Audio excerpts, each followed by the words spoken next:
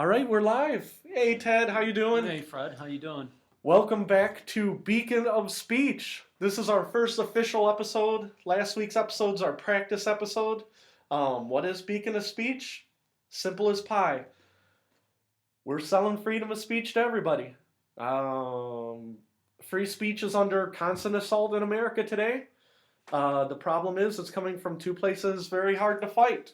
From the left, from PC madness, from the right, from corporations. The concept that we're all in this together is lost in America. America is supposed to lead by example, not force its will on other countries. Yeah, we never do that. But yeah, so we're just exercising freedom of speech, having a good time, and we'll go right into the outline. Ted, do you read Rolling Stone magazine anymore? Very rarely. But 20 years ago, you would read it when it would come out at the newsstand, right? Sometimes I would actually buy it. Yeah, I cannot remember last time I bought a Rolling Stone magazine. It's been forever, but I go to rollingstone.com very once in a while. I like reading about some of their music stuff. Some of their politics is a little dicey, but something was on Rolling Stone magazine this week. It was arguably the most offensive thing I have read in 5 to 10 years. What was that? Thanks for that. Not to interrupt, Yeah, but you asked me if I read Rolling Stone magazine, and I said I used to, and sometimes I would actually buy it. Uh-huh. Because what I would do is I would actually stand in Convenient or wherever Right. Kmart and read it in there and not buy it. So I would tell my friends, yeah, I read this article, and they were like, where were you, Convenient? Or Well, that's nice that your friends knew you so well that they would mock you. Yeah, they knew me very well. That's great. All right. Basically, the article was 4 pro-gun arguments we're sick of hearing about. Okay, now the first 3 I just skimmed right over because it's the same stuff. Guns are bad. Guns aren't used for anything else. One of the things was cars kill 100,000 people a year, but you don't get rid of cars. Well, cars have other uses. It takes you from here to there. A gun only shoots people. It doesn't have other uses. But it was the 4th thing that really stuck out. And the writer from Rolling Stone magazine, her name's Amanda Marcotte, Marcotte. How do you pronounce that? Marcotte? It's not Marconi. We're not... It's Marcotte. Yeah. Marcotti? It don't doesn't know. matter. The point of the story is that in the article it says she's tired of hearing about the Second Amendment on reasons why we can't ban guns. Okay, and I'm going to read this to you and then we're going to debate. Not really debate, but it says... Amanda says, here's a good time to remind everyone that the Second Amendment was written by slaveholders before we had electricity, much less the kind of weaponry that would-be murderers can buy today. Be sure, if you think it's that precious, we can compromise. If you love the Second Amendment that much, feel free to live in a powdered wig and crap in a chamber pot while trying to survive off what you can kill with an 18th century musket. In exchange, let those of us in this century pass some laws so we can feel safe going to class or to the movies or anywhere without worrying that some maladjusted man will try to get his revenge by raining death on random strangers. Now, in the grand scheme of things, I'm not trying to argue with Amanda. I don't want to go out and get shot. I assume you don't want to get shot going to the movies. No. Okay? And I am not a big Second Amendment nut. Okay? But here's the problem. And again, this show is based on freedom of speech, and she has the right to say what she wants. Right. Okay? Now I'm going to shoot holes all through it. Okay? Right here. No pun intended. Her argument is Second Amendment, baby. That protects guns. Okay? I'm crossing this out. I'm crossing out Second and writing First Amendment. Every single thing that she said can be pertained to the First Amendment. Oh, well, they wrote it 200 years ago. They didn't mean for you to have speech about a controversial speech that questions anybody. Oh, they were slaveholders. They didn't. Everything that she just said about the Second Amendment being written 200 years ago, you could just cross out second and write Yeah. first. It's the same exact argument. Right. And people make that argument. They're like, oh, well, they were the founding fathers, they were a bunch of bigot homophobes, whatever the thing is, and you try and control speech that way. And like I said, I'm not here to say, oh, guns, guns, guns, because I'm not. Right. And here's the analogy I use all the time. Now, me and you were in our 40s, right? And I remember I had friends who were smokers when I was in my 20s. And they said, they're trying to take away our cigarettes. They're trying to take away our cigarettes. I'm like, yeah, it's not right. And they're like, Fred, why do you care? You don't smoke. Yeah. And I'm like, no, here's the problem. Once they take away your cigarettes, then they take away your cheeseburgers. And then they take away your giant pops. And then they take away, and they're like, oh, that'll never happen. Mhm. 20 years later, they're trying to take away your cheeseburgers and your giant pops. Yeah. Right? And it's the erosion of your freedoms. And again, Ted, this girl Amanda, and I'm showing Ted the paper. Amanda, on principle, is right. I don't want to get shot. Do you want to get? I don't want to get shot today. Do you? No. No. But you have to understand that America is based off of the Constitution and its set of amendments, right? And she says, oh, well, you can keep your musket if you want. Okay, well, it's the same thing with speech. If you want to keep your speech, oh, well, you're allowed to, make art. But in the theater of ideas, you can't say this, you can't say that, you can't say this. And that's why it's so. The encroachment on the freedom of speech is every single day. And again, we go back to the outline, which I'm going to read every single day that we have this show, the first paragraph. It's under assault by PC Madness, and it's under assault by corporations. Now, she says, let us pass some laws. Who's stopping her from trying to pass these laws? Well, that's exactly right. And you don't see it, but I put it right here. Now, let's say Amanda is 100% right, okay? Like I said, I'm not saying I agree with passing laws to limit that further. Right. But I'm saying, okay, who's stopping you from trying to pass those Right. laws? And that's exactly right. And here, I'm holding up, it's funny that you mention that because you haven't seen this. There's a constitutional amendment process is in my hand, right? And it's very difficult. Yes. Now, it's hard. Yeah, it's too hard to pass an it's amendment. easier to piss and moan Yeah. and say, they're stopping us, than going through the actual, process. Because they had prohibition and then they repealed prohibition. Okay? And I'm not saying shootings are good or bad or well, of course they're bad. Nobody's for shootings except for a few deranged people, right? But what can we do? Okay. Well, you and the president, who is obviously in agreement with you, we got to do something about these. Start the process to amend the Constitution to restrict the Second Amendment. Oh, it's too hard. Well, if it's too hard, that's the way the Founding Fathers framed the country. And again, we keep going back to the Constitution, but there has to be some. If it wasn't for the Constitution, we wouldn't have the freedoms that we have today. Right. It's the double-edged sword. Now, again, all I did was cross out the word second and put first.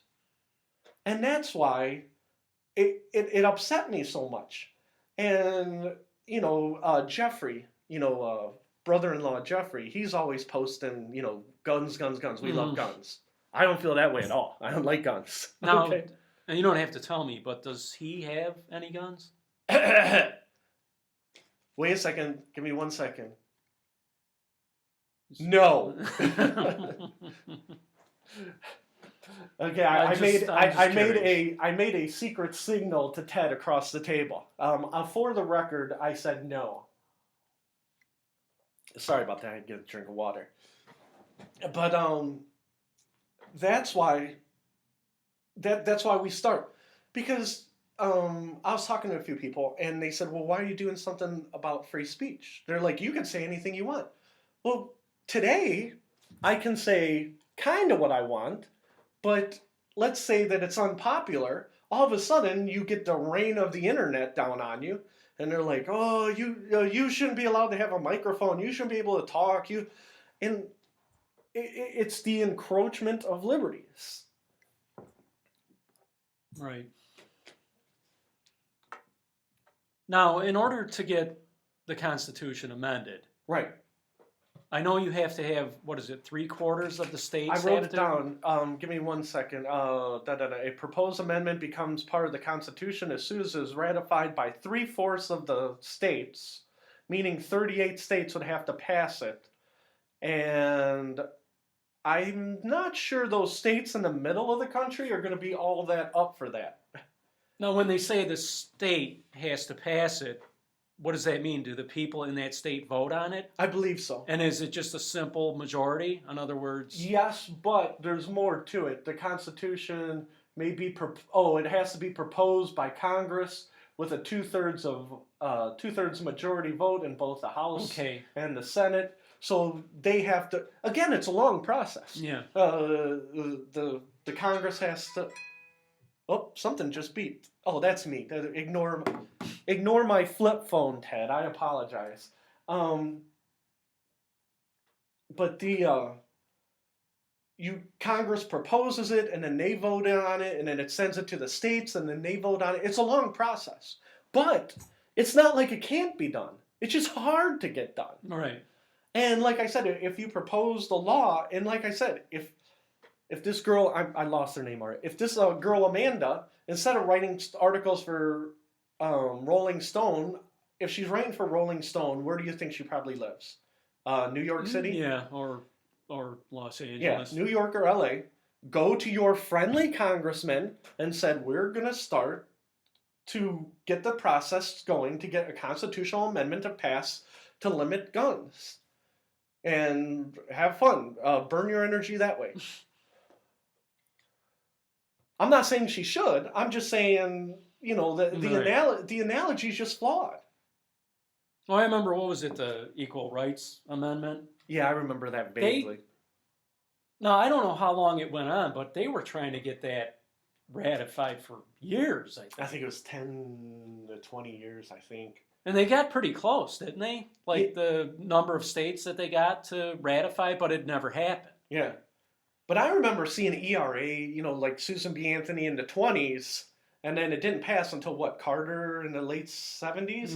It was somewhere around there. Yeah. And they didn't have the whole process, but it was a long thing. But there's a process.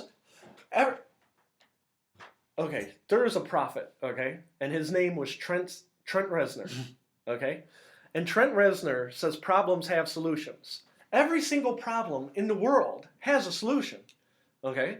Well, it's whether you want to make that solution happen, right? Now, who keeps texting me? Okay. I think that's because you didn't look at it. It just keeps.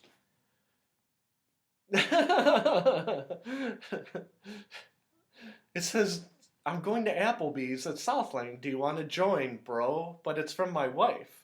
I don't think my wife usually doesn't call me bro. Maybe that's Joe. Maybe Joe has hacked my account. Oh no, I can't go to Applebee's. I'm messaging right now. Going from Applebee's. No, one of my ex-girlfriends she's like a manager at Applebee's. I don't want to see her. No, thanks. I don't think she works at that Applebee's, though. I think she works at... Give me a second. I can't even think. It's somewhere on the west side. It doesn't matter. I'm just staying away from Applebee's. Unless it's in Lorraine County. I know she's not in Lorraine County. I'll go Applebee's in Lorraine County. I don't have a problem with Applebee's one way or the other. So it is funny, getting back to this. According to this, the whole Constitution is irrelevant. Yeah. To her. Yeah, because it was written 200 years ago. And it's like that's not the proper argument. But of course, Rolling Stone magazine, this is the same thing. They printed that rape article about, it wasn't the University of Virginia. Oh yeah. And then they retracted it and said, well, it wasn't exactly true. Well, it wasn't true at all. Yeah, it was. And then they're it's getting like sued. being a little bit pregnant. And then they're getting sued. And then they're like, well, why are you suing us for? We said we're sorry. It didn't matter how many lives they ruined. Which goes back to limits on free speech. Again, Ted, I'm holding this up to Ted. It's on the outline. And your formerly nicotine stained hand. No, I never smoked. I never did. Maybe I should hold it up. Yeah, you could hold it up to me. What are limits of free speech? Pure evil. You can't make stuff out of the air and say it's true. I can make stuff out of the air and say I made stuff out of the air, like Lord of the Rings trilogy. I made that up. Well, that's good entertainment. But you can't make it up and say, that must bad. be a new one, right? Yeah. Somebody's sabotaging our show. Yeah, someone's sabotaging our show. I'm surprised that Steve hasn't come to sabotage our show and meow. Was that a different one? Yeah, it was a different one.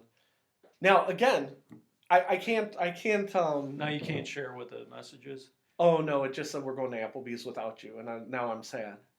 So I'm spending my time with you instead of Applebee. See what the extreme sacrifice I have made to you. But that's why that's why we started there. Okay. I know you're looking at the sheet and you're shaking your head, but I'm like, when I read that, I couldn't believe it. I'm like, well, the Constitution being 200 years old, that negates everything. Yeah. I don't like the Constitution. Constitution's yucky. It's a long read. It's on, parchment or so whatever. maybe the founding of the country doesn't count anymore because it happened so long ago. Maybe this isn't a country. You know what I'm saying? Yeah. It's like. So, but that's what free speech is all about, is making fun of those those people over at Rolling Stone magazine. Maybe I'll just read Rolling Stone every day before we come in.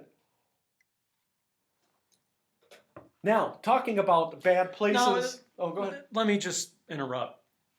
There already are, like, things that you have to go through in order to get a gun, right? Oh, you have to register it, and you got to do background. There's background checks, right? In some states, yeah. Okay, I don't think it's uniform. Okay, it is not uniform. Yeah. Okay. But again, do you know what's involved in the background check? No idea. No idea. Yeah. But it doesn't matter because we have to do a background check for work.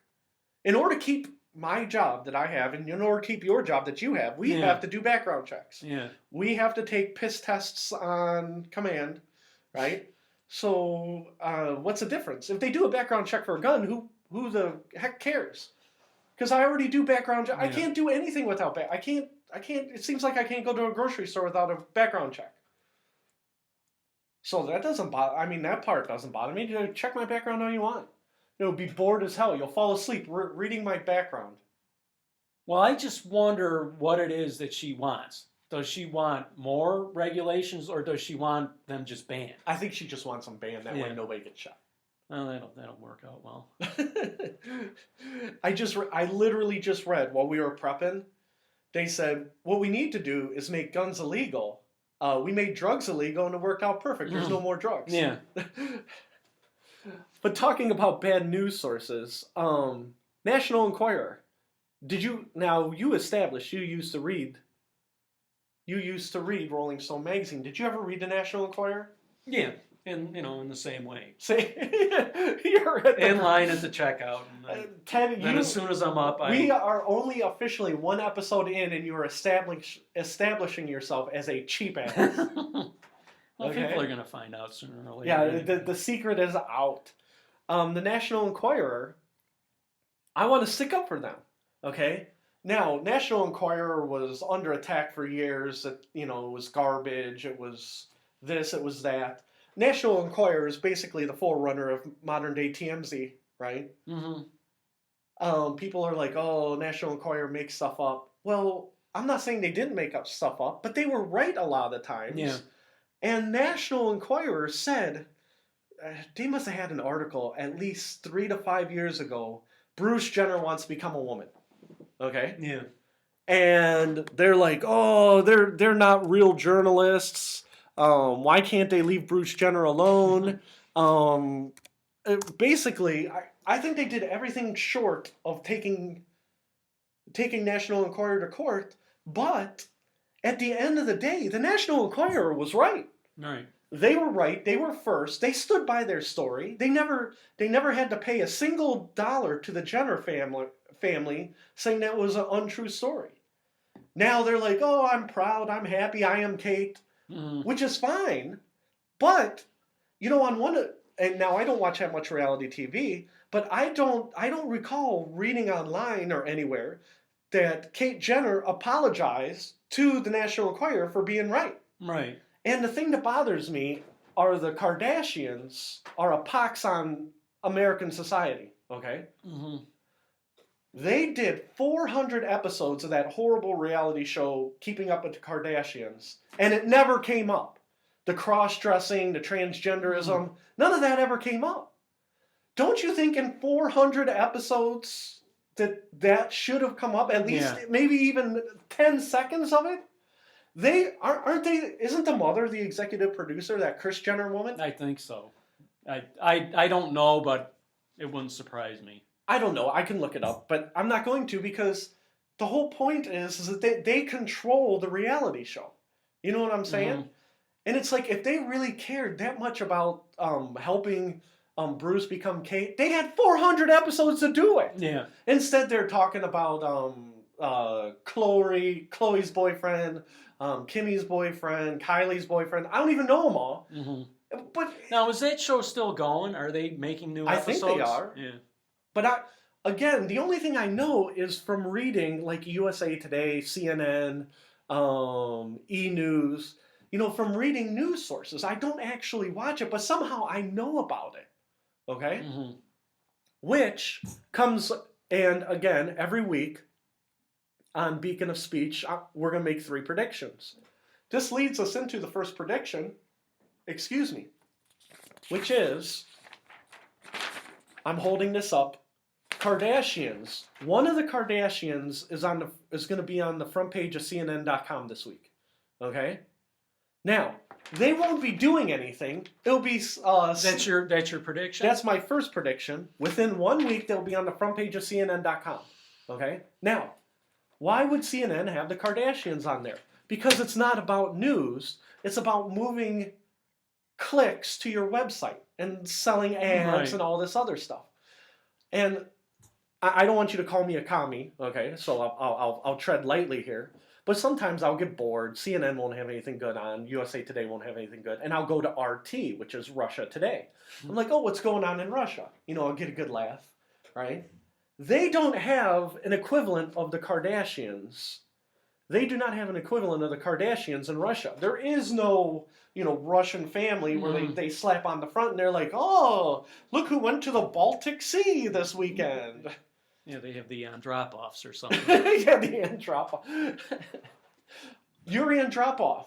He was the premier of the Soviet Union in 1980... Early 80s, I think. 84? Somewhere around there, yeah. Because they had a succession, is that the right word of them? Like a bunch of them. Yeah, it was... Because they all kept dying. Like it was like bang, bang, bang. There's like four Russians right in a row. Yeah, because it was like Brezhnev, he lasted a while. But he lasted forever. He passed away, and then, I don't know if it was Chernenko. Andropov. And... was there another one? Oh no, Yeltsin was much later. Yeah. I don't know if it was Chernenko, Andropov, and then Gorbachev. I don't know if there was one that we missed. There could have been. Yeah. The point is, and your point is there is no keeping up with the Andropovs. You know what I mean? And the Kardashians didn't do anything, to earn their stardom. Well, it's like following the Andropov family, But for all I know is the Andropovs got sent to Siberia after the Konstantinovs came in, or you know what I mean. It's not an apples to apples comparison. But when I'm on RT, I didn't see any tabloidy things. Mhm. You know, everything is like, poor people in America, how great Russia is. You know, RT Now, likes to take was their it actual shots. news events or No, oh, you mean on CNN? no on Russia? What is it? Russia Today? Yeah, it's RT, and every once in a while I'll go over to there and I'll look around. But yeah, I just look on the front page and see if there's anything interesting. Mhm. I usually don't click any farther, and to be honest with you, I feel bad if I'm on Russia Today for a long time. Like if I'm on for like more than 15 minutes, I'm like, oh crap, the government's probably Yeah. marking this down, and I'm You know, like, I was going to say that when last week you looked up ISIS. I'm like, and what if you do that enough, are they going to start like, looking into you? well, oh, we used to talk about this at Taco Bell. I used to work at Taco Bell a long time ago. There was rumors that if you took out certain books out of the library, you'd be red flagged. And the U.S. government said, oh, that's a bunch of hooey, that's a urban legend. And then you find out later that they were flagging books people were taking out of the library, that was a fact. And again, it goes back to degrees of truth. Well, do you believe them now? Do you believe them then? And, uh, if you're a good person and all you ever do is read Joan Collin, or not Joan Collin, Jackie Collin novels your whole Mhm. life, and then your son takes out the Anarchist Cookbook, are you flagged forever because your kid takes out the one library book? Guilt by association. Yeah, exactly. So, but yeah, back to my prediction. My prediction is that the Kardashians will be on the cover of CNN this week. And then we could talk about whether it's real new. Now, I don't want to jinx them. Maybe one will get hit by a car or something. Okay? And it'll be like Kardashian dead. And I'll be like, oh crap. Well, technically I was right, but that's not what I meant. What I meant was, they're launching a new line of perfume and somehow it's on the front of CNN.com. It was, well, I'll go to Fox News. Well, I'm sure Fox News has the same exact, problems. Usually, and this is how I equal time it, is audio, I listen to a lot of right-wing stuff, but when I read stuff, I read a lot of left-wing stuff. You know what I mean? Like, I don't go to Fox News, okay? I go to, CNN, USA Today, Daily Beast, stuff like that. But I hear the right-wing talkers while I'm driving, so it kind of evens out. You know what I mean? Well, I was going to say, you say you listen to a lot of right wing. Yeah. That's pretty much all there is on talk radio. You know what I'm saying? Well, that's true because Air America, they said I remember when they were on, I don't know if it was Sean Hannity or Rush Limbaugh called them Dead Air America. Well, no, that's the thing about Air America. Air America, and I'm taking the prediction, I'm putting it off to the side because we're done with the prediction. I'm going to put it over here. Okay, we'll get to that later. Air America, they rolled it out. We need a left-wing thing, but no one listened to it. But it was a bunch of crap, except for Chuck D. Chuck D was awesome. Now, do you know who Chuck D is? No. Chuck D is the lead singer of Public Enemy. Okay, Public Enemy is one of the greatest rap bands in the history of music. Okay, and not because of that fool. Who's the guy with the big clock? The fool with the big clock. Oh, Flavor Flav. Okay. See, I don't know that much. He about has that. he has no talent whatsoever. Okay, Public Enemy is basically the awesome groove under the song and Chuck D telling the way it is, and that's why he was good on Air America. Everybody else was a bunch of garbage. Mhm. But if you found the right left-wing people, I think Air America could have succeeded. Okay, but it goes back to, at the end of the day, okay, now this is where you'd have to correct me if I'm wrong. Air America, went kaput, right? Mhm. And then Al Gore had his own TV network, right? And then he sold that TV network for $500 million to Al Jazeera. Right. Now, if Al Gore was really about America and really about left-wing crusades, he would have got in with Air America and he would have been like, we're going to make this happen. We're going to grind it out. No, it wasn't about that at all. It was all about an idea, right? He probably hired, a general manager. That general manager hired his friends, and then, and then it went into the tank. That could have worked, but it wasn't about making it work. It was about making a dollar, Yeah. putting your name on it. And then, like I said, at the end of the day, Al Gore is the biggest shyster there ever was. You can't tell me let's say that me and you are doing a money show, okay? Mhm. Al Gore, he's the smartest guy in the world. He sold a crappy network to Al Jazeera. He made $500 million, and Al Jazeera only wanted the established network that it was on, right? Yeah. And that's the whole point. All these principles, Al Gore stole the election. Or, I'm sorry, George Bush yeah. stole the election from Al Gore. Well, guess what? That's what Al Gore gets for being a greedy capitalist. Because Al Gore is like, I'm all about the environment. I'm all about left-wing causes. I'm all about beating George Bush. He was about making $500 million. He was just as bad as any Republicans that are out there. Well, I think I heard once, I don't know if this is true or not, but they said it turns out that George Bush, his house is more environmentally friendly than Al Gore's. Yeah. As far as the amount of energy he uses.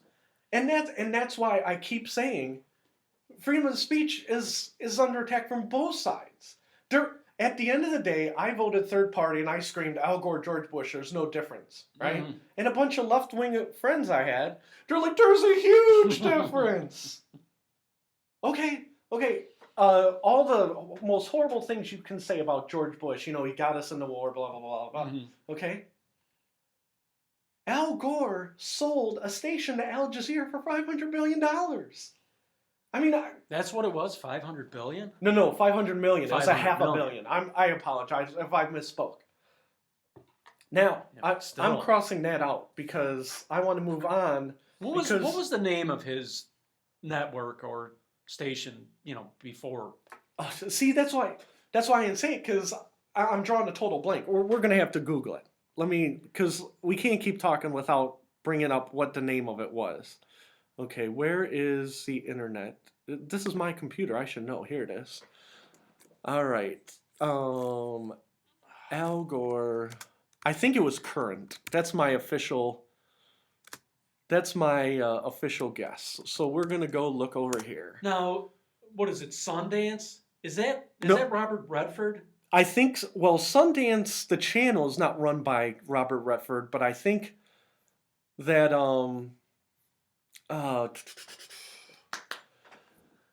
not Robert Redford ran the Sundance Film Festival because when he first began it, he wanted independent films away from the Hollywood establishment, which is great.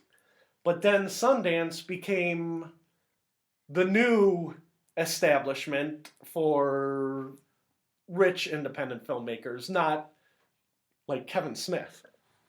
Okay, so he doesn't own a network or a station or. No. Right now he doesn't. But now I gotta look.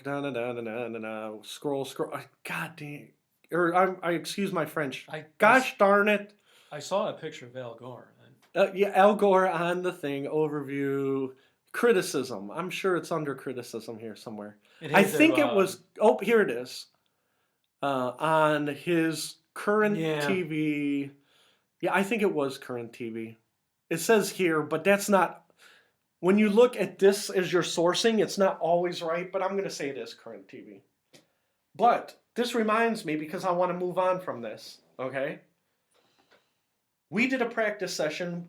Me and you listened to 15 minutes of it together, right? And then we went on and I listened to another 45 minutes by myself. There were a few mistakes that I made that I wanted to talk about because they're mistakes, right? Factual. Yeah, and we're not editing. We're still flying by the seat of our pants. This is still only the second time we've done this. I've got outlines. I've got stuff laying around. I got sheets, outlines, all that other fun stuff. The band Ministry, their live album was called In Case You Didn't Feel Like Showing Up. I said it was Mind is a Terrible Thing to Taste. By both of them. But in my haste, in my head, I thought I said in case you didn't feel like showing up. Okay. Another mistake I made is I said about 10,000 times. Now, the reason I bring that up is, Ted, I have sound effects, and if you hear me say too many times, you should use them. Now I'm gonna have to take this Is out. it or you know what I mean? You know what I mean? Any derivative yeah. of and I said that about 1,000 times. So we're gonna have to go with that. And another thing, I kept saying Google searches when we were on the top tens list. You don't do the Google search. You go to top tens and then you do a site search. But I kept saying Google search. If you Google search it, because I went back to my top tens articles, and like I said, there's 30 or 40 of them. What you would do is go to top tens, site search Fred Hunt. Only 6 come up. But if you put the topic in, there's like 30 of them. Okay. But I mean, there's a lot of mistakes by flying by the seat of your pants. And again, I'm doing it from memory. I'm looking at the laptop a little bit, but I'm not staring at the laptop because that's boring. Mm-hmm. Okay? But yeah, I was right about current. We looked it up. And so if we have mistakes, you want to be able to send your mistakes. And you can correct me or I'll correct it by next episode. And I don't purposely do it because I don't read the whole time.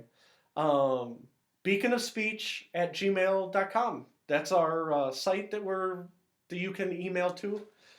And I think I'm gonna disable the comments section because we're amateurs. I'm gonna hide under the fact that we're amateurs and say, oh, it's not my fault. I didn't know because I'm not used to doing this. I'm gonna have an excuse, just like everybody else in life. Mm-hmm.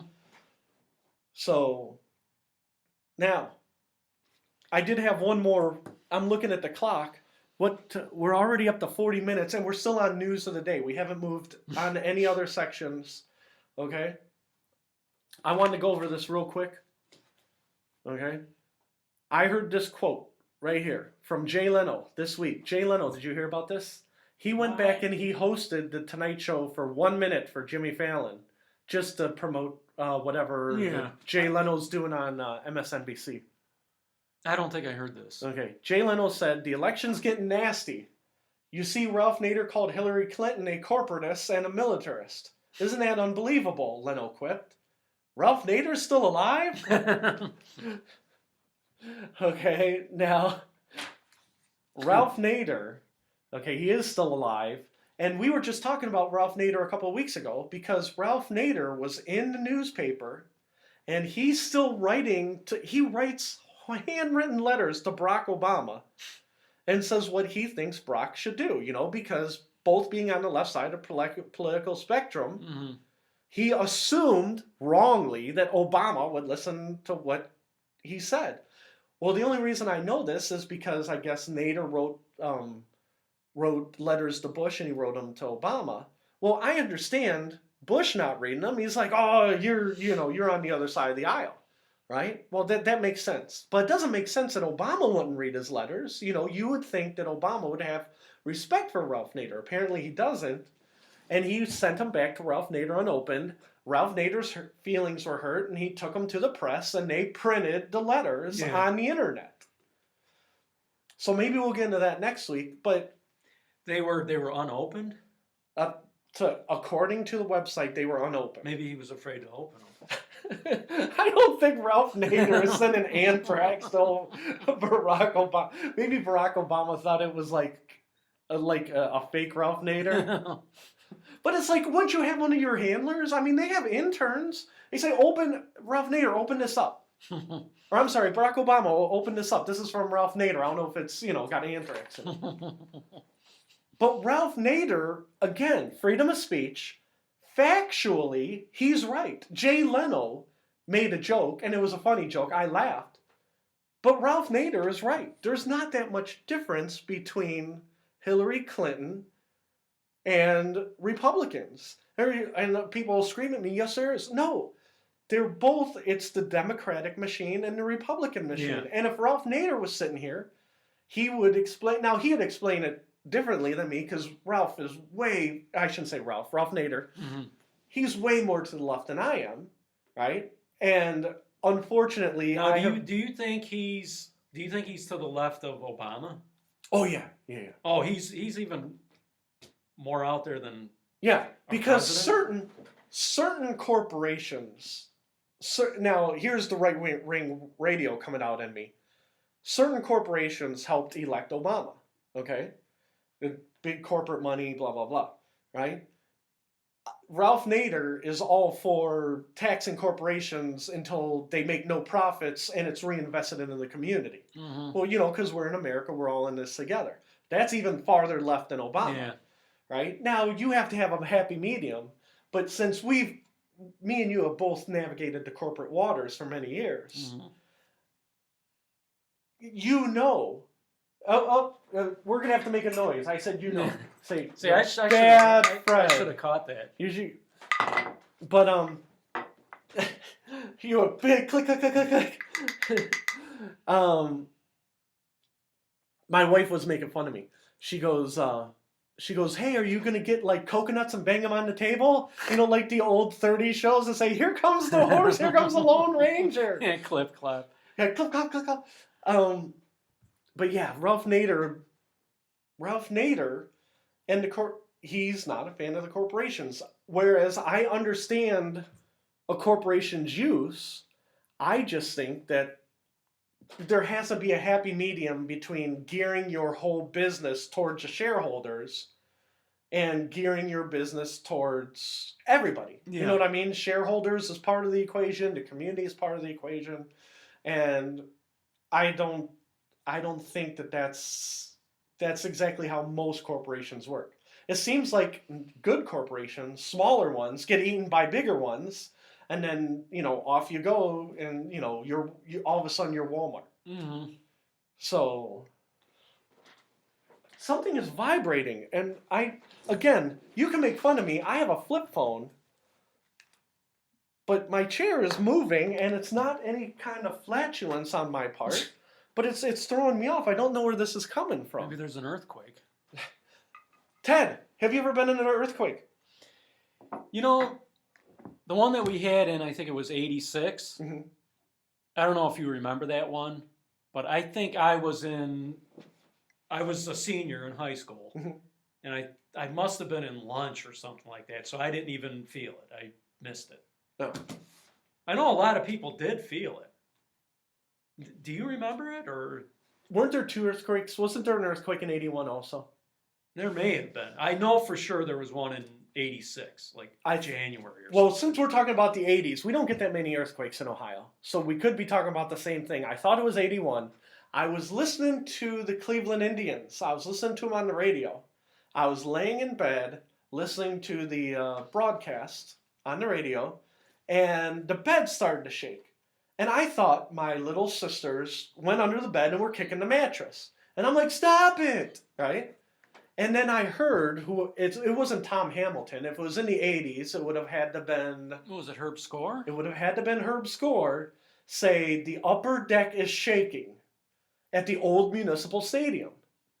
Because Jacobs Field didn't open until 94. I think you're right, 94, 95. Yeah, 94, I think. And was whoever first the year. announcer was, and then I remember seeing it on the news. They're like, "Oh yeah, it was a 3.8." Well, I mean, people in Los Angeles, 3.8. That's their drive to work. Oh, Yeah. the cars shake. Oh, it's just a 3.8. They could probably narrow it down. But in Cleveland, Ohio, I remember being a kid and be like, "Oh, there's an earthquake." Yeah, so we covered the weather. Okay, so we went through news. I want to get off of news. We went to money. I don't want to talk about money. I'm not in the mood for that because I'm all pissed off about people getting promoted, and I will talk around that because we're in the belly of the beast, Mm-hmm. and I do not want to bite the hand that feeds. At least not yet. The walls have ears. But yeah, but you have heard me say many, many times about how I feel about the changes that were made today, and the merger, the continued merger talk that's been going on. Yeah. This is great radio silence and us talking around the subject. Okay. And also reading things on the internet. Yeah, reading things on the internet, talking on. To Trust me, we're ourselves. gonna talk in circles. But you know what? I do have an opinion. I'm just not gonna share it right this second. Ask me probably in a week, and I'll be screaming about it. We should make another prediction. You should write this down. I predict in 2 weeks Fred will be yelling about what he wouldn't talk about 2 weeks ago. Okay, sports. Last week we adopted a team. We adopted a team, Swansea City, in the English Premier League. I remember that. Yes, and I didn't even look once to see how Swansea City did. I wouldn't know where to look. Well, that's easy. I always go to PremierLeague.com and I always look and see who's on top, who's on bottom. I ain't even look at Swansea City. And we're going to skip them for today because I think they only had one game, so they didn't move that far. They're in the middle of the pack. We're going to adopt 2 more teams because I think we're going to adopt one major sport, but not like we're not adopting the Yankees, okay? We're going to adopt 2 more teams. You ready? We're going to adopt the Columbus Blue Jackets, 2 hours away, okay? Now, my whole life, and I'm going to explain this to you, and this is a boring story, so you can tune out if you want. Just to verify, that's hockey, right? That is hockey, yes. When I was a teenager, I was a fan of the Detroit Red Wings because my grandparents lived in Detroit, and my grandmother, okay, she would buy me Detroit Red Wings stuff. And I remember she bought me a Steve Yzerman shirt in like 1984, and I wore it, maybe it was 85, but at the time, the Red Wings were horrible, okay? And she bought me this Steve Yzerman shirt, and I loved it, and I'm like, oh, I love the Red Wings, because there was no hockey team in Cleveland, right? Well, my grandmother passed away a few years ago. Steve Yzerman, he played his whole career. He took the Red Wings to the playoffs like 20 years in a row, right? But Steve Yzerman, he left the Red Wings. There was nowhere for him. Now he's the general manager of the Tampa Bay Lightning, okay? Now, my grandmother passed away, and this summer, my grandfather passed away. He was also a Detroit Red Wings fan, okay? Now that is your mom's parents? Yes, my mom's parents in Detroit. And I'm older now, and Steve Yzerman's gone. You know, my shirt's been in the garbage for at least 10 years. If my wife was here, she'd yell at me that I keep all my old shirts for 20 years, right? Mm-hmm. But I'm like, you know what? It's time to move on. We're going to move the Columbus Blue Jackets just for this year. We're going to root for them because Cleveland, who's right down the street, we are the Cleveland... We're not the Lumberjacks. We're not the Barons. We're the Lake Erie Monsters. Yeah. It changes every 2 or 3 years. The Lake Erie Monsters are now affiliated with the Columbus Blue Jackets. So I'm going to watch and see who's going to end up there at the end of the year. Because every year I go to the Cleveland games, Lake Erie Monsters.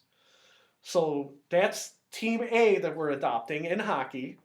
And Team B is Amur Khabarovsk. Can you pronounce that? It was in my movie, and I don't even remember. Ooh. My movie, blasphemersthemovie.com. Wait a minute.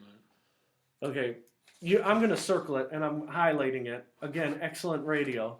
How do you pronounce that? I looked it up on the website. It doesn't say. Oh, man, I don't know. Okay, I'm going to smell it.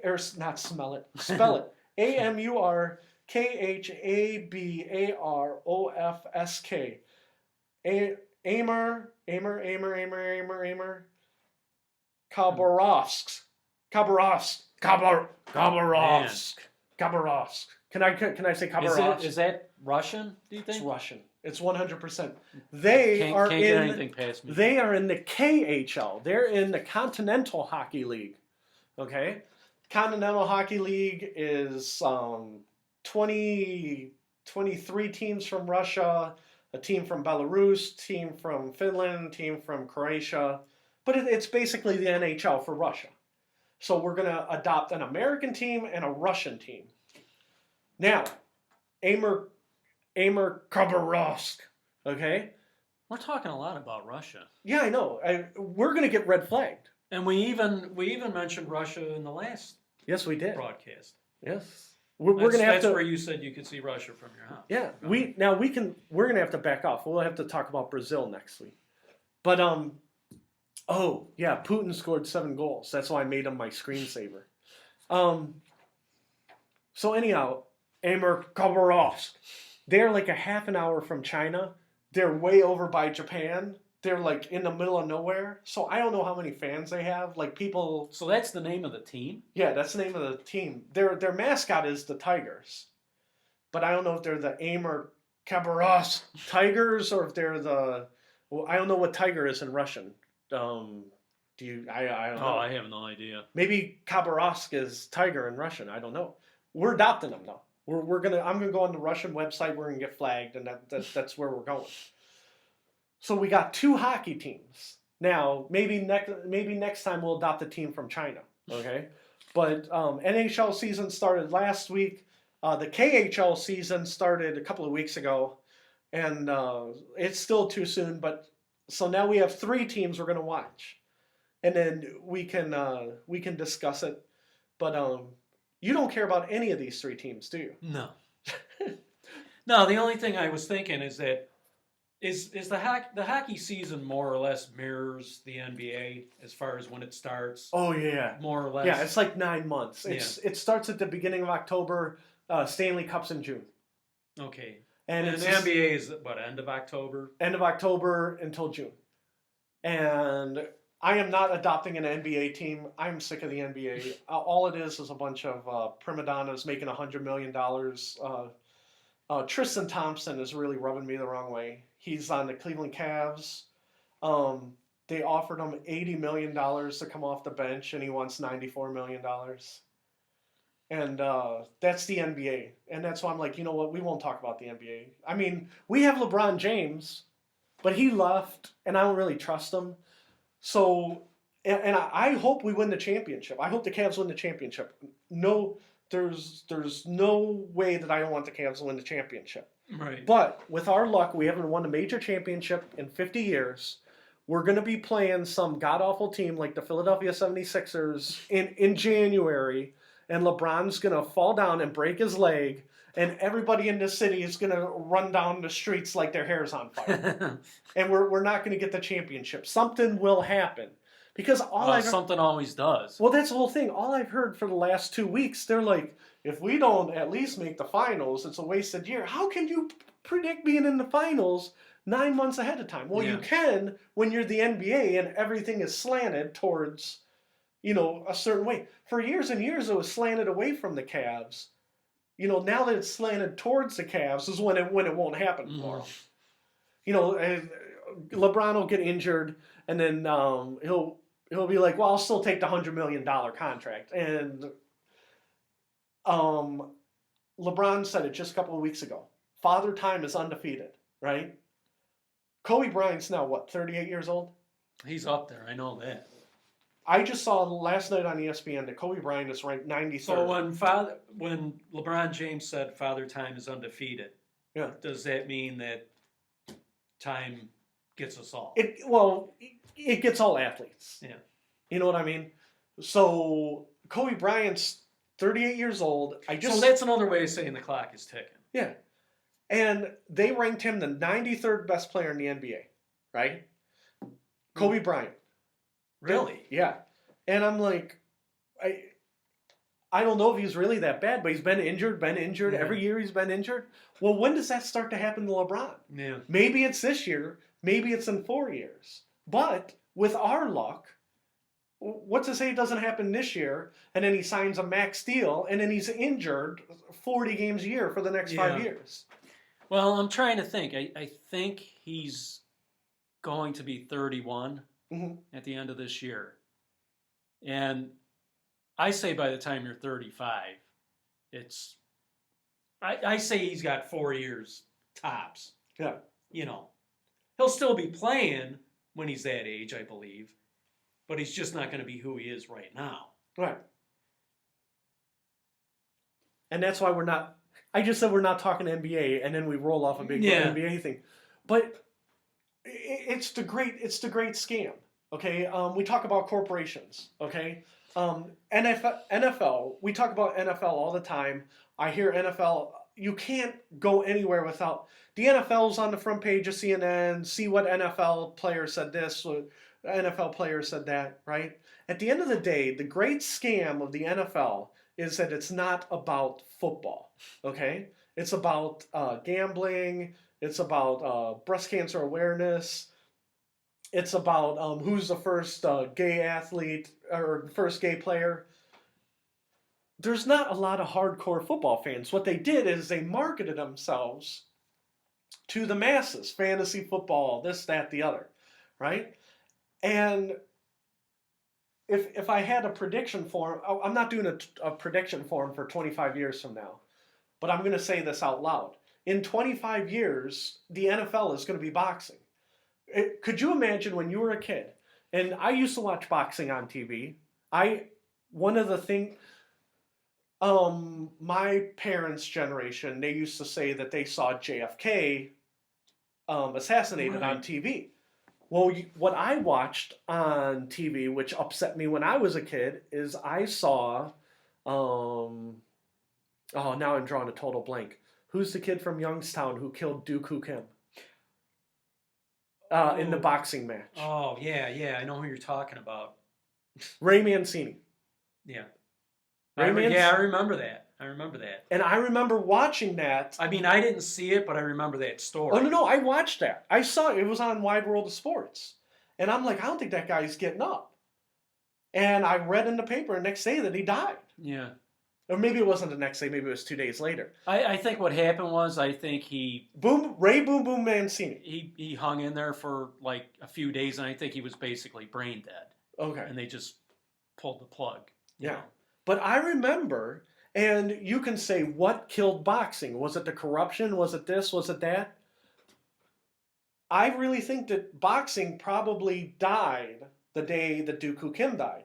It's just a matter of time before someone gets killed in the NFL. Yeah. You know, everybody's bigger, faster. And then a generation from now, people will talk about, oh, you know, I remember what. I remember when NFL was king and every Sunday was and the Super Bowl was #1 because the Super Bowl for families, it's not about watching a football game. It's about watching the commercials, watching the halftime show, watching this, that, or the other thing. And that's the great scam when you can take your ultra-violent sport, which is to injure the other player, and turn it into family viewing. You know, that's the beautiful scam of America. And that's why we're not adopting a football team either. Now, getting back to Mancini, Mhm. was it? Because, like I said, I didn't see it happen. I remember the story. Right. I remember when it did happen. Was it like a series of punches, or was it just one punch that basically knocked him? Again, I'm a kid, okay?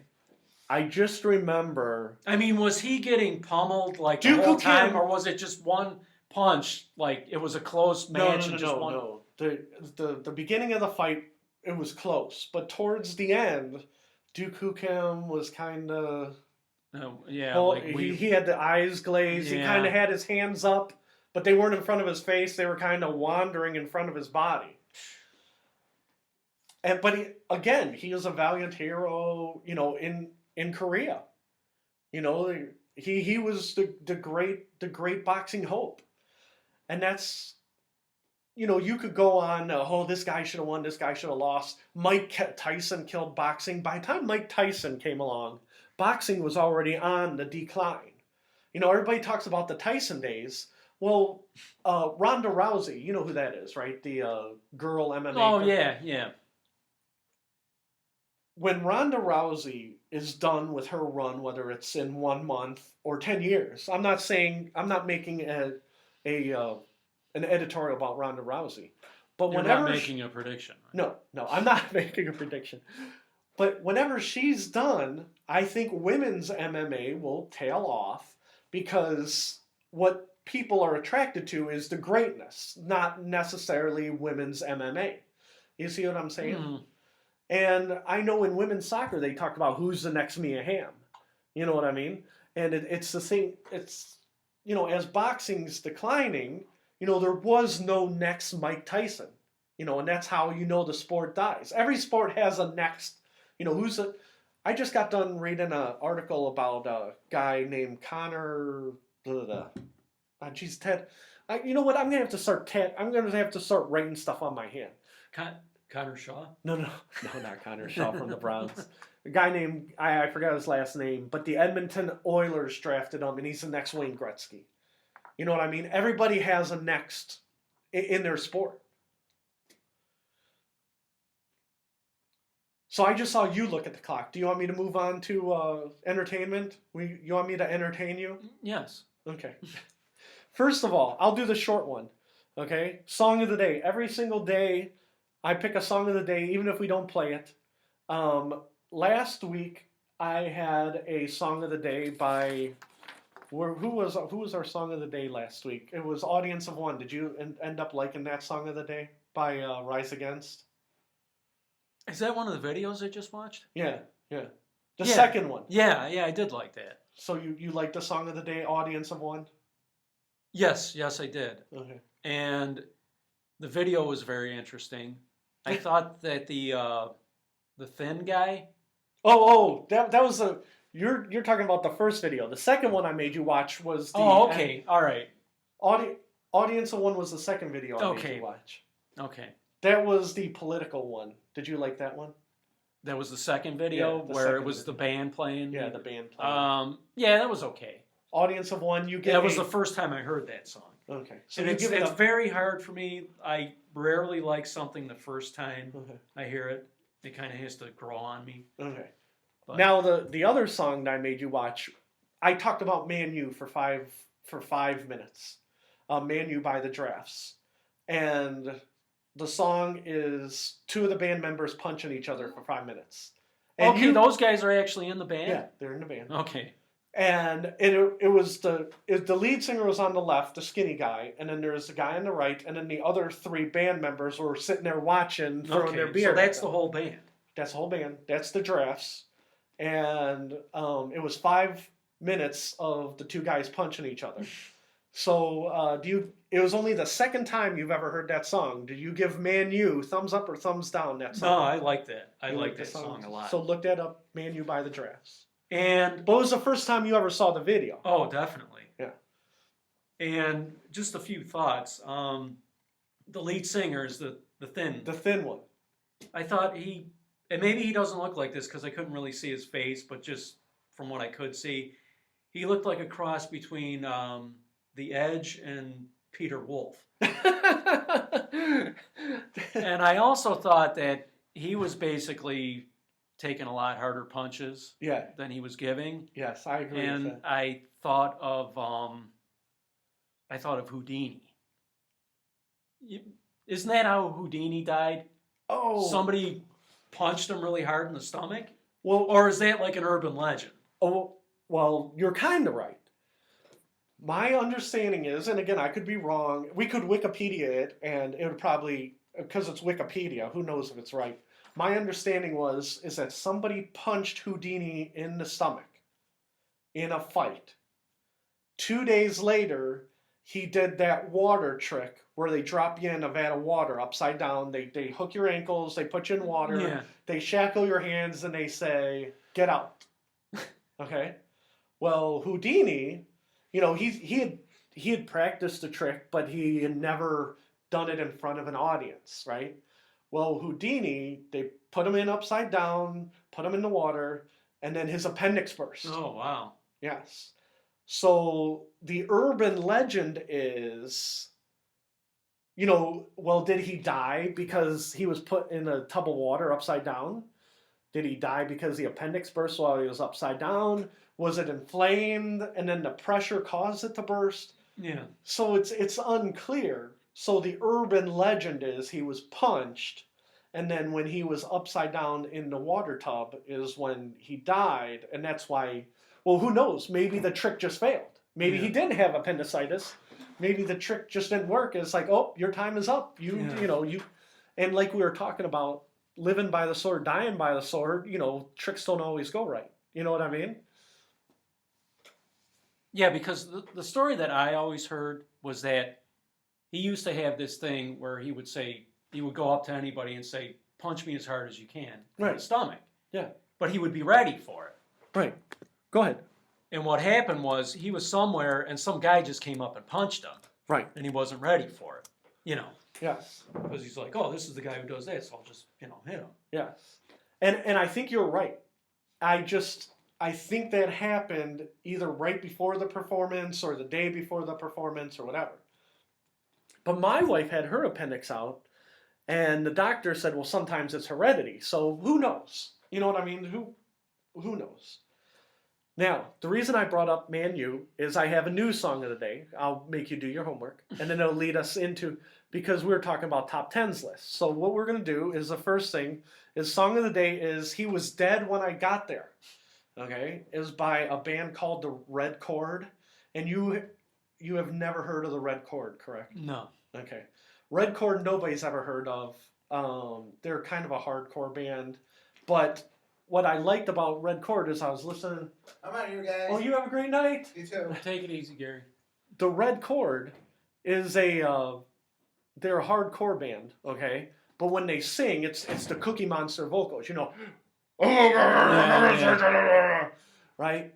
But they did an instrumental called He Was Dead When I Got There. And what I want you to do is I want you to listen to the song. It's a song of the day, but I specifically want you, Ted, to listen to the song. And tell me if the musicianship, the instrumentation sounds like a classic rock album, like It's an instrumental? yeah, it's an instrumental. And there might be a little bit of growling, but it's like 7 minutes long, and I think maybe 10 seconds of growling. But what the question I have to you, because you're a resident classic rock expert, is if you were listening to it, if that could have been written in like 1975, the instrumental part. Okay. Now you might be like, Fred, you're high or whatever, but what I'm going for is the instrumentation. And if there are a few vocals, tune them out. Just pretend like they're not there. Which leads us to our next thing. I used to be a writer for Top Tens for 4 years. They would sometimes accept my articles, and sometimes they would deny my articles. And they were very gracious to do them, but it was a loose affiliation. They only paid me for the articles they liked, and the articles they didn't like, they would send back, right?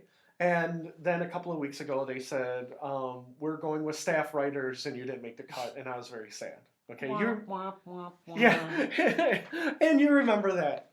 So what I'm doing, since this is our first official real episode, okay, is right here, I have my first rejected list from Top Tens. It's never been published anywhere. Well, since you're the classic rock guru, you can tell me if you think this would have been a good list, or off the top of your head you thought it was a horrible list, okay? This was your first rejected? This was my first rejected list. And what happened is I put it on my Facebook page, and like 2 people liked it. And I think one was my mom, and said, good job writing, son. Good and job. I love, yeah, Good job, Freddie. yeah, I love my mom, and I appreciate her saying that. But it just, I think it bummed me out more than it encouraged me. But the rejected list was top 10 songs about sexual deviancy, right? And I'll just read you the first paragraph, okay? And I'm not going to read the whole thing, but we'll go from there. Let's be clear about the topic. This is not the most deviant or sexually explicit recorded music ever written, or else it would be a top 10 list with 10 G.G. Allin. Do you know who G.G. Allin is? No. You don't want to know. Or Insane Clown Posse. Do you know who they are? I've heard of them. Yeah. With 10 songs by those 2 on it.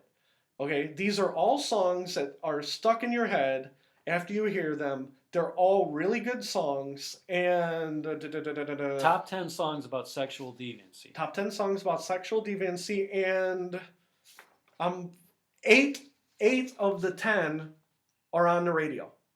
Number 1 through 8, and then because again, like I explained last week, it's a top 10s list, right? So the number 10 and number 9 are basically songs that were good, but were so sexually deviant they couldn't get played on the radio, even though they're really good. Mhm. Okay? You ready? Yes. And then you can make your comments. Number 10 was called Effing an Animal. See right here? Wow. And it's by the band Gwar. Are you familiar with Gwar? Not at all. Okay. Gwar is awesome, but their lead singer just died just this past year. and Guar is going to slowly peter out and die. They're like boxing. Guar is still around, but now that their lead singer's dead, they will soldier on for a little bit, but then that will be it. Okay. Um, Even though I have seen the video, I believe the song was a minor hit in like Sweden. Okay. But if you get a chance, you should go. And I'm going to make you watch this before next week, just like I made you watch the Man U video. It's No, you said the singer died. the lead singer died When did he die? within the last year. I know he's on like the CNN People We Lost this year. But Do you even know though, if they're trying to replace him? oh, Or they replaced him with a girl, and I forgot her name, and they already kicked her out. And now they're already on their second replacement lead singer in the last 6 months. And so he used to be in Guar a long time ago. So hopefully he'll stick. But what'll happen is Dave, I believe his name was Dave Brockie. He was like the heart of Guar. And once you take the heart out of Guar, that'll be it. You know what I mean? But it was never a hit single. This is the numbers. The numbers is, how popular it was. Even though I've seen this video numerous times, this was not a single in America, let alone a hit single. You can watch the song. You can go right on YouTube and watch it right now. For the record, that was off the We Kill Everything album, which is, if you name your album We Kill Everything, that's just an awesome album title. But for the record, Scumdogs of the Universe was a much better album. Now, this is gratuitous because I like the song, but you never heard it. Okay? Same thing with number 9. Your expertise will come from 8 to 1. Okay? Number 9 is Untidy Suicides of Your Degenerate Children. And it was written in 1992 and is by a band called Alice Donut. Alice Donut, I have 2 favorite bands in the whole world. One is Alice Donut, because they're my band.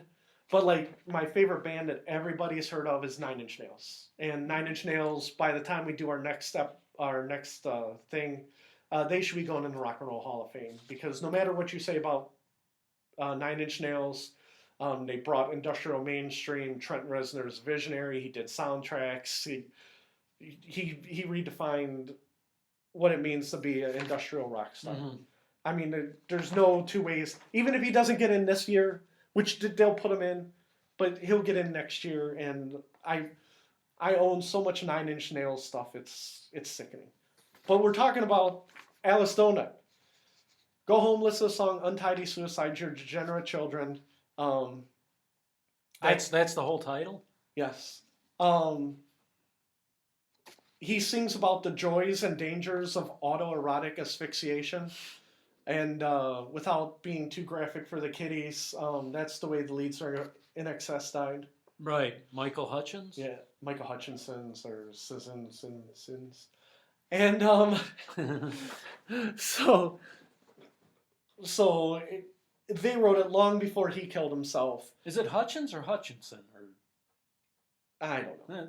It doesn't matter. See, this is going to be more. He's gone. Yeah, he's left us. INXS. They lost their lead singer and then they spun around into the ground. They had the same problem that Guar's going to be having. But it's an awesome song, and in any culture, American culture, British culture, Middle Eastern culture, autoerotic asphyxiation, would you classify that as sexual deviancy? Yes. Yes. I'll go out on a limb and say that. But Alice Donut, they sing about everything and anything. They also have songs. It was hard to pick Untidy Suicides over the song Lisa's Father, which is a song about pedophilia, which is also frowned upon in other societies, and the song Sleep. The song Sleep is about having nightmares. I was going to whisper it to you because I don't even know how you can say the words piss boner in context and talk around it. So we'll just keep moving. Number 8, top 10 songs about sexual deviancy. Welcome to the Pleasure Dome by Frankie Goes to Hollywood. Are you familiar with Frankie Goes to Hollywood? Yes, but I don't know what that song is. Okay, you know Relax? Yeah, correct? I know that, yes. Relax is just, hey, we're gay and we're enjoying life. Yeah, And I know that. I know that one. Welcome to the Pleasure Dome, okay, actually made it to number 2 on the charts, okay, in the United Kingdom. And it's all about the gays, or the joys of gay group sessions, okay? Now, no matter what religion you are, would you say, Now, did that make it on the charts here? Or? oh yeah, yeah, it made it on the charts here, but in America, we did not love Frankie Goes Hollywood. I think it went up to like number 36 on the dance charts. It wasn't even on the regular charts. It was like on the dance charts. But no matter what, um, group gay sex is frowned upon in pretty much every religion. Would you say that that classifies as deviancy? Mm-hmm. Okay, so far I'm doing good on my list. Now, can you see why they did not want to print this on top tens? Could you see why he read this and said, "I think I'll pass"? Number 7 is the song called "Barbie Girl" by the band Aqua. I'm a Barbie girl in a Barbie world. Yeah. Okay. All right. Right, you know that song. Yeah. That song was number 1 in over a dozen countries. Now, why is that song about sexual deviancy? I'm not sure. I'm going to tell you why. And this is, again, why there's problems with free speech in America. Barbie Girl is based off of the doll Barbie, right? Well, I'm going to read from my article. Again, I'm plagiarizing myself, so Aqua did such a great job of turning Barbie into a sexual object that you own and you play with air quotes. Mattel dragged their asses all the way to the Supreme Court. They did not want the term Barbie used in the song Barbie Girl because it said that Aqua treated Barbie as a sex object in the song. Okay. Okay, I didn't know that because you can own Barbie, and Mattel went to the Supreme Court to get them to change the name of their song, and it pretty much destroyed the band Aqua. Okay, now you didn't know all that. You didn't know they got dragged into court. You didn't, but it was a number 1 song. Okay, number 6. It's called "Date Rape," and the band is called Sublime, and that was banned. Okay. The album was a top 20 album. The song "Date Rape" was never a hit. But if you turn on any college radio station in America today, they still play it 20 years later because it's a cautionary tale about date rape. But they kind of sing it tongue in cheek. And you're familiar with Sublime, right? Yeah, a little bit. So again, it's kind of deviant to be a date rapist. So would you say that? Yeah, I would say that that's generally not accepted. As PC correctness creeps across campuses, one of the few bastions of free speech is college radio. I love college radio. I listen to WBWC down the street. You should call them up and say, "When's the last time you played Date Rape by Sublime?" And they'd probably be like, "Oh, they got I had a friend, his name was Greg, he used to work at the college radio station, and they used to take a marker. And granted, it was a Lutheran college, okay? But they would take a marker and cross out the album, the songs you can play.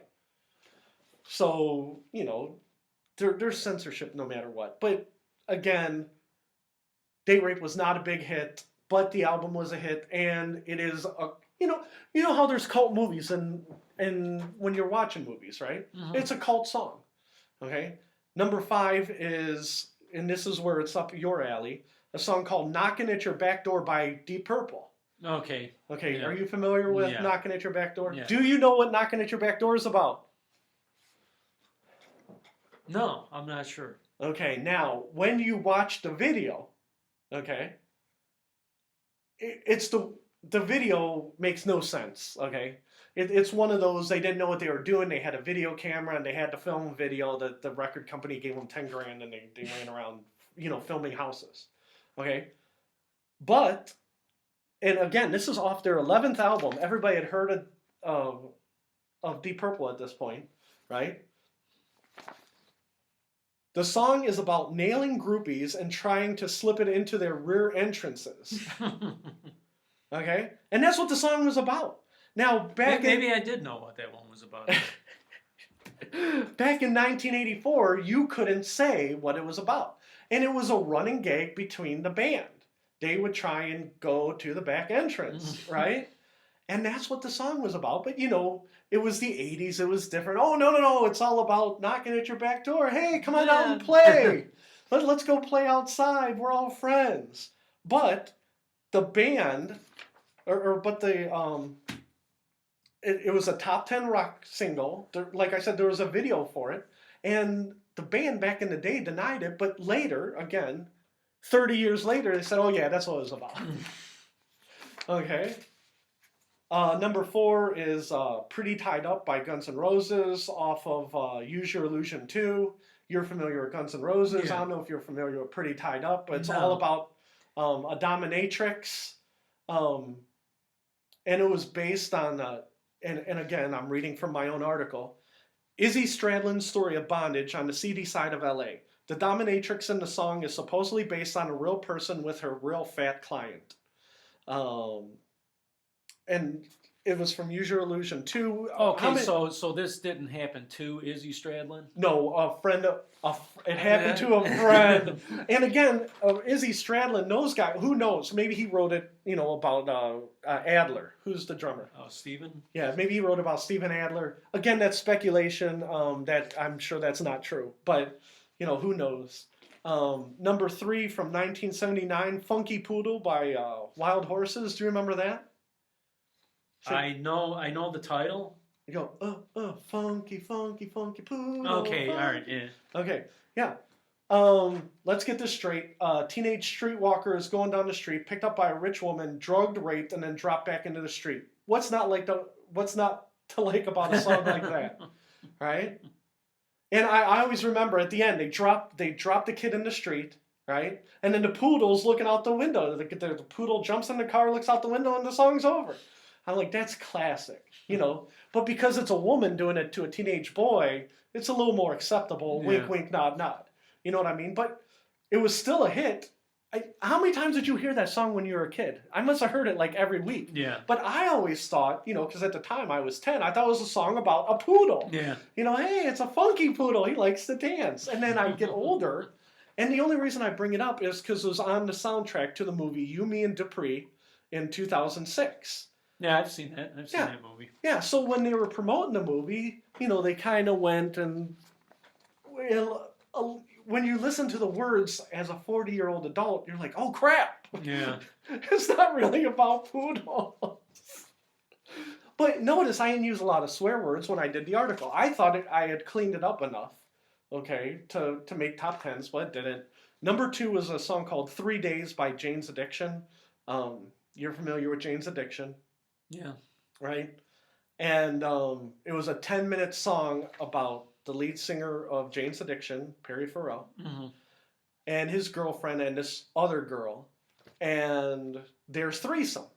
And now threesomes today aren't as deviant as they were in 1990, right? The reason it is a deviant song is because Perry Farrell sings in the song that he's Jesus and he has 2 Marys. Okay? Now, would you say that would be fair to be in the deviant claim? Oh, yeah. Yeah. So, and the song goes on for 10 minutes, one of the most beautiful songs you ever hear. That's what they should be playing on WNCX. It's 3 Days by Jane's Addiction.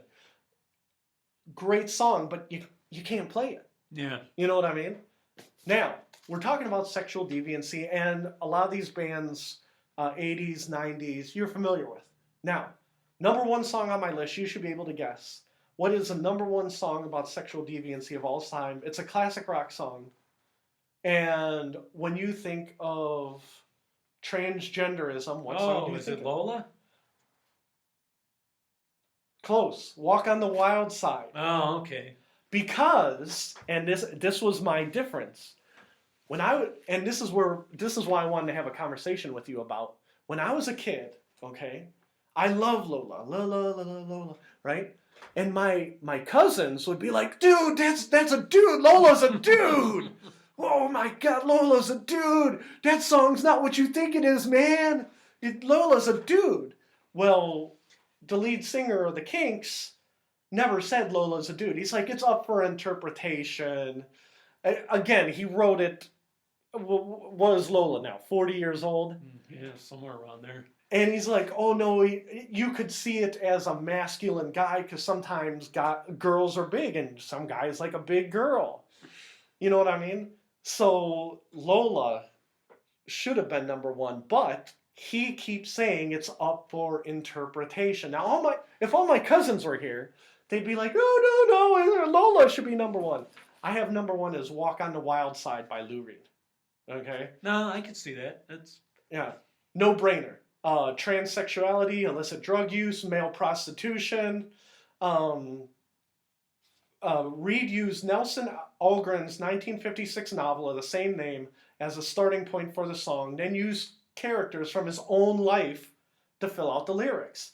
I can't help but to think if this song was released today, it would never find its way to radio. It was a top 20 hit in the UK, United States, but some countries in Europe banned Walk on the Wild Side because of its, content, and they said it depended on how high the hit was because they would play an edited version of Walk on the Wild Side. Yeah. And it's like, well, how can you play? It's like playing an edited version of Cocaine by Eric Clapton. You know what I mean? Yeah, basically the whole song is. Yeah. How can you edit Walk on the Wild Side? I mean, let's walk on the wild side. Yeah. Okay, we're gonna go out and party, but the whole rest of it, like it says, it fills out his world. Yeah. And like I said, I don't know if you're a Lou Reed fan. No. Well, I mean, I don't know. Sweet Jane, Well, I like Lou Reed, but more like abstract Lou Reed. And the reason I say abstract Lou Reed is, oh yeah, I respect Lou Reed. He took chances. Excuse me. But would you ever go home when you were done and take a Lou Reed album and just listen to it at home? No. You respect his... Actually, I do have one of his albums. Oh, see? And I believe is it New York? Was that? I believe so. Yeah. And it's not bad. But would you go home today and listen to it? No. Whereas certain albums, like, I'll give you an example. There was an album called De-Loused in the Comatorium by Mars Volta. It came out in 2003. And I listened, I beat that up. I listened to it over and over and over and over and over again. And I was listening to Pandora just this weekend, and De-Loused on the Comatorium came up. And I'm like, I could listen to that whole album today. Maybe I'll go pull it out and listen to it. Whereas Lou Reed, I respect him, and he has some good songs, but I would never, ever want to go out and pull out a Lou Reed album. And, I know he's deceased, but it's like the way you respect Frank Zappa and his freedom of speech. You respect Frank Zappa, but you're not going to go home and listen to the third Frank Zappa album and say, oh, you know what, let's go on a bender and listen to 3 more. You're like, oh yeah, I get it, freedom of speech, Frank Zappa. You know what I mean? Mm-hmm. And so that's where... we differ. Can you remember the last time you went home and just listened to an album and said, I want to listen to this album? That's what I was going to say. It has been years. I mean, it's probably been 15, 20 years since I've actually done that, believe it or not. Really? Yeah, so it's not fair of me to say that I wouldn't, because I just haven't listened to a whole album in a very long time. Okay, so now I'm going to give you homework. That's all I used to do. Yeah. Like from the time I was probably 14 until, I don't know, maybe my early 20s. Yeah. Well, that's the whole thing, because I listen to Pandora, and I think, and I don't mean to plug Pandora as opposed to another thing, but I'll listen to Pandora for hours, and I like the format, and people, they can write to beaconofspeech@gmail.com and say, you suck, this is better, this is worse, this is, do this, do that. I'm happy with Pandora, right? And they're actually pretty good, and they play, if I don't like things, you can thumb down and, dictate more or less what you do. But I like to discover new music, but I don't think I have the patience. So Pandora is a site on... Oh, yeah. Okay. Yeah, and it's like a radio station, but it picks out what you like. If you like it, it gives you click thumbs up. If you don't like it, you give it thumbs down. They say they won't play it again. Well, you can kind of get a theme, and it builds off of, like, say you like Led Zeppelin. They're like, Oh, so it's gonna say if you like this, you'll probably like yeah, this. if you like Judas Priest, you'll probably like Iron Maiden. Mm. Oh wow, I would have never thought of that myself. But that's what Pandora does. So, but I like listening to new music, but I can't listen to a whole hour, and I'll listen to like and again, I gotta be clear, it's ISIS the band, but I listen to ISIS the band, and they have a lot of long instrumentals on it, and I love listening to that. But that's why I'm like, well, Ted, you love classic rock. When's the last time you put on an album? Been a long, long time. But but I'll tell you what, Mars Volta, they're a good band, and maybe I'm gonna torture you and make you like some new bands, because there are bands that would fit in the classic rock genre again today. They've just been hunted to extinction. You got to look, really, really hard for Yeah. it. Whereas you can turn on any station and hear Ariana Grande, literally on 6 different stations. Or you can hear Led Zeppelin from 1978 on 6 different stations. It's a matter of hearing new stuff on something new. So I'm looking right here. I'm looking down. I think we covered everything in the outline. I hope I was not too wordy, but I did skip over one thing. Let's do this real fast. I got 2 predictions. Hillary will be the Democratic nominee. This week I must have heard 6 times Bernie Sanders is closing in. Joe Biden's dead son told him to run. Vote for this guy, vote for this guy. June 1st, 2016, Hillary will be the Democratic nominee. You can write that in stone. Nobody's going to come up and get her. Do you agree or disagree? I agree with that. Yeah. Nobody's coming to get her. She's too well if it was an analogy, she's sitting on a giant war chest. Okay. Yeah. I mean, she's just sitting on a big fat pile of money. Okay. Nothing's going to happen to her short of her. They diagnose her with. I'm not trying to wish bad things upon her. Like LeBron. LeBron will probably break his leg. And I don't wish it upon him. I'm just saying that's our luck. I was going to say that's. But Hillary Clinton, short of being diagnosed with Alzheimer's or something, she's getting the nominee. Something catastrophic. That didn't stop raining. Well, yeah, that's true. And then we did predictions last week, and I want to go over last week's prediction. We never did that. That was the last thing on the outline. Last week I predicted, all we talked about was shootings. Why was the prediction made? Because it seems like everything in the news was all shootings last week. Would you say that's fair? Yeah. And on the cover of the Cleveland Plain Dealer, they were talking about the 5-month-old girl who was shot in Cleveland, and it was last Saturday's PD, right? Now, since then, I've actually seen that story, and I don't remember if it was on the Daily Mail or Daily Beast or whatever, but I've seen that story went national. It said, "Baby killed in Cleveland. When will the madness stop?" Which got me to the Rolling Stone article, which where we circled at the beginning, right? I said, dead babies that are shot don't sell newspapers. Tomorrow's newspaper will be Johnny Manziel versus Josh McCown. Who should start? Okay. And that would have been Sunday's paper? That would have been Sunday's paper. So, Sunday's paper, I don't have it with me, but it was a tie. I'm going to have to be more specific on the prediction forms. Right under the words, "The Plain Dealer," there is a headline. It said, "How will Browns do today?" or "How will Josh do today? Please read our 20-page insert about the Browns." But under that headline, there was no article. Under that headline was Cleveland mourns, shooting victim. Okay, so technically, I would say I'm wrong because there was no story. It was like an ad under the Plain Dealer. But the thing was, right under the Plain Dealer, it would be Browns. Well, technically it was, but it wasn't the story. It was, please go to our fold-out section. So, Ted, since you're the arbiter of predictions, would you say that the prediction is true or false? Technically, the Browns story was on top, or technically the Browns headline was on top, but Because the shooting... you said what the headline would be, right? Yes.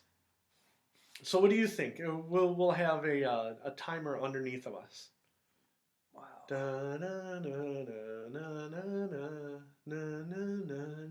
I would say you're wrong. Oh! I hate you. Yeah, I'm not doing... Well, what do you think? No, I think I'm wrong too. Because I mean, there was... it's once again, it's like the hanging Chad or whatever, Yeah, you know? because honestly, when it's like, how complicated can the world possibly make everything? Yeah, because I'm just teasing. I think you're right. The headline was, the deceased shooting victim, and then there was a picture, and then there was the story. So technically, I was trying to get by on a technicality. It was like a boxing judge. Technically he won. So my first prediction is wrong. So I'm gonna write on here, wrong. So you do agree with that, right? Yeah, I do. I was hoping you would talk me out. Wrong on technicality, except for technicality. Wrong on technicality. Now I'm going to put this in the folder, and then we can review later, and you can be like, boy, Fred, you're wrong a lot. So you're keeping track of all these. You're keeping them, and I'm going to keep them because if there's a trend like I'm always wrong or I'm always right, if I'm always wrong, I'll say just do the opposite. If I'm always right, I'm just going to declare myself a prophet. And say, please send money if you want to know how the future is going to be. Then maybe that'll be our scam. I'll say that I'm a prophet, and you can hear, in order to hear my advice, you got to send me money. You could be like Miss Cleo. On that happy note, I want to promote... Oh, go ahead. You predicted that Hillary will be the Democratic nominee. Yeah, I put that for next June. Now, do you have any predictions about the Republican nominee? Or would you rather not say? Or... Honestly, I don't know. I honestly think that Donald Trump, he will say something so outlandish that the tide will turn. Yeah. And then somebody is going to jump up, like Ted Cruz or Marco Rubio or that Carly Fiorina. She seems to be gaining some ground. I'm actually getting the hiccups. Oh, okay. Well, see, that's a good place to end then. I had them earlier, so I don't know what's going on. Okay, Ted, I will let you take off your headset. You can take your headset off. Let me promote my last stuff. My name is Fred Hunt. This is Beacon of Speech. You can read us at beaconofspeech@gmail.com. Please buy my book, American Suicide. It's an ebook. It's $1.99. Or if you don't want to buy it, screw you. You could also read me on Top Tens. I no longer work there. I never really did. But some of my articles are on their site, and they're very nice to me. Again, site search Fred Hunt. And I think on the American Suicide Facebook page, there's links to all the articles.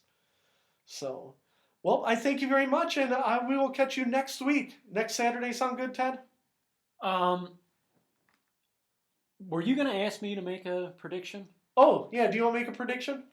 Yeah, I do. Okay, I'm writing it down. Ted's making a prediction. I predict before the end of the NFL season that Johnny Manziel will have a relapse. That is awesome. Okay, I'm writing it down. The NFL season ends, let's just say New Year's. So we'll put 1/1/16. We'll put 1/1/16. And we still won't know what the drug what of he's choice relapsing on. He's having a relapse. Because that will still be a secret. Yeah, he's having a relapse of indeterminate origin. I mean, were we ever told? No. Okay. We never were. On that happy note, Ted, thank you again. I'm Fred Hunt for Beacon of Speech. You have a great night. Thank you. Hey, where'd the stop button go? The stop button, there's the stop button.